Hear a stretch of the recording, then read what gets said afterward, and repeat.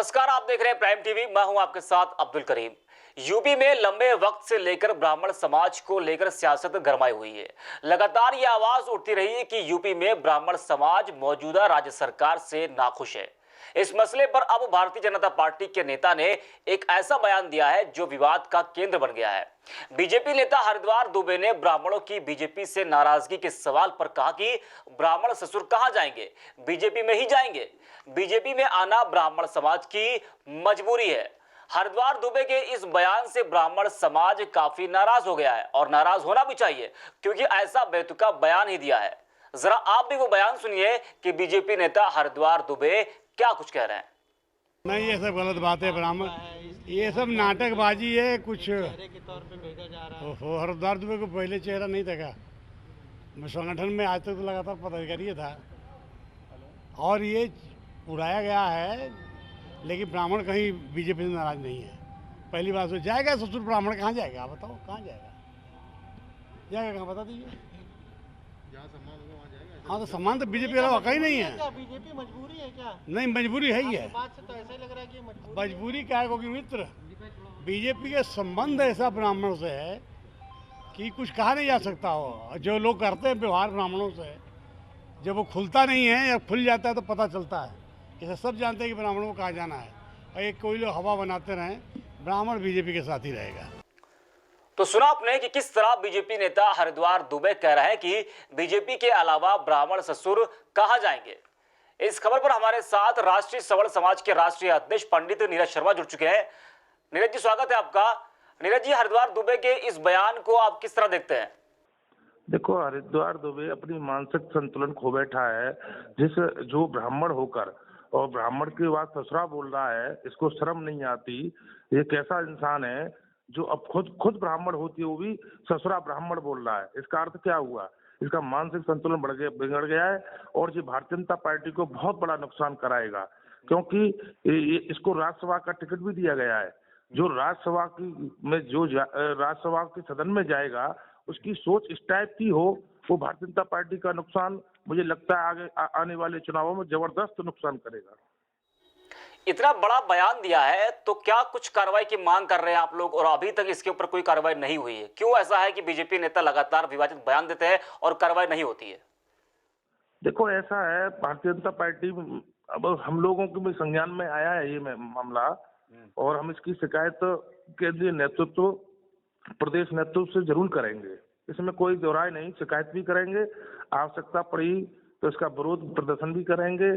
और ऐसे तत्व को हम भारतीय जनता पार्टी से मांग भी करते हैं, ऐसे तत्व को पार्टी में नहीं रखना चाहिए जो पार्टी का नुकसान कर दे, क्योंकि उसका मानसिक संतुलन बिगड़ गया है। मानसिक संतुलन जिस इंसान का बिगड़ गया हो, उसको राजनीतिक पद या राजनीतिक प्रतिष्ठा उसकी कहीं कोई रहती नहीं है।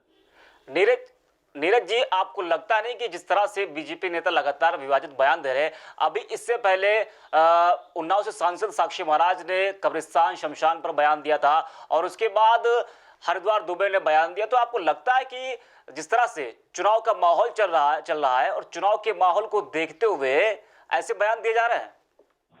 देखो, ऐसा है, इन बयानों का मतलब सीधा सीधा है। हम आपको एक बात बता दें, आपके चैनल के माध्यम से देश की जनता को, सवर्ण समाज को, जो हाईकमान का देखो, उत्तर प्रदेश में ब्राह्मण टारगेट हो रहा है, शुरू से लेकर अभी तक ब्राह्मण टारगेट हो रहा है। अभी तक ब्राह्मण टारगेट होना बंद नहीं हुआ है।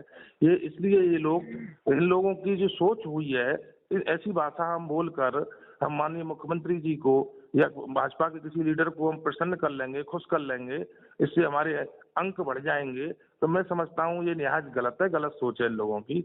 और अगर यही हाल रहा तो मैं समझता हूँ 2022 में बहुत कड़ा चुनाव हो जाएगा। जहाँ एक बात बता दूं मैं इस बात को आपको, उत्तर प्रदेश में या प्रदेश में ब्राह्मण समाज एक निर्णायक वोट है। ब्राह्मण यहाँ वोट करता है, वो एक मुश्त होकर वोट करता है। और आपने उत्तर प्रदेश में भी देखा होगा, बहन मायावती जी ने अपने मुंह से खुद कहा था, ब्राह्मणों ने हमारी सरकार बनवाई। अखिलेश यादव जी मुख्यमंत्री बने तो उन्होंने कहा ब्राह्मण समाज ने हमारी सरकार बनवाई। आज भाजपा भी बोलती रही है, अब तो कुछ दिन पहले तक ब्राह्मण समाज ने हमारी सरकार बनवाई।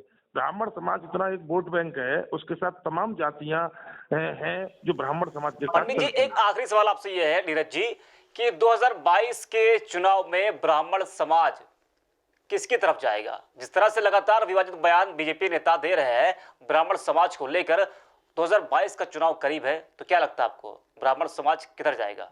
देखो करीम साहब, हम आपको एक बात बता दें आपके चैनल के माध्यम से।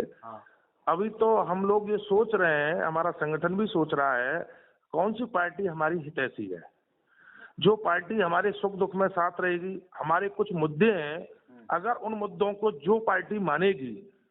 अब ब्राह्मण समाज पहले ऐसा ब्राह्मण समाज नहीं रहा, सवर्ण समाज की बात कर, ब्राह्मण समाज तो है ही जो मुख्य धारा में है, तो सवर्ण समाज की भी जो हमारी जो मांगे हैं उनको कोई पूरा करेगा, उनको मानेंगे, ब्राह्मण समाज उसको वोट करेगा। देखो ठेस तो पहुंचेगी भाई, या कोई गलत शब्द बोलेगा, चाहे कोई भी हो। ससुरा शब्द का मतलब क्या हुआ? ससुरा ब्राह्मण जाएगा कहाँ? तो क्या कुछ कार्रवाई की मांग कर रहे हैं आप लोग? क्या कुछ कार्रवाई की मांग कर रहे हैं आप लोग? कार्रवाई तो इन पर भारतीय जनता पार्टी को करनी चाहिए। हाँ। भारतीय जनता पार्टी कार्रवाई नहीं होगी तो भारतीय जनता पार्टी को बहुत बड़ा नुकसान होगा इससे। हाँ। इसमें तो सख्त, क्योंकि ब्राह्मण समाज भूलने वाला समाज नहीं है। ब्राह्मण समाज वो समाज नहीं है जो कोई भी भूल जाए उसको भूल जाए। ठीक है नीरज जी, बहुत बहुत धन्यवाद आपका। नीरज जी, बहुत बहुत धन्यवाद आपका। विकल्प बने। जी जी नीरज जी, धन्यवाद आपका जुड़ने के लिए हमारे साथ। तो यूपी में लंबे वक्त से लेकर ब्राह्मण समाज को लेकर सियासत गरमाई हुई है। लगातार यह आवाज उठती रही है कि यूपी में ब्राह्मण समाज मौजूदा राज्य सरकार से नाखुश है। अब हरिद्वार दुबे ने ब्राह्मण समाज को लेकर एक बेतुका बयान दिया है। उन्होंने कहा कि ब्राह्मण ससुर कहा जाएगा। फिलहाल ब्राह्मण समाज हरिद्वार दुबे के इस बयान से काफी नाराज है और वो कार्रवाई की मांग कर रहे हैं। फिलहाल के लिए इतना ही। देश और दुनिया की तमाम खबरों के लिए देखते रहिए प्राइम टीवी।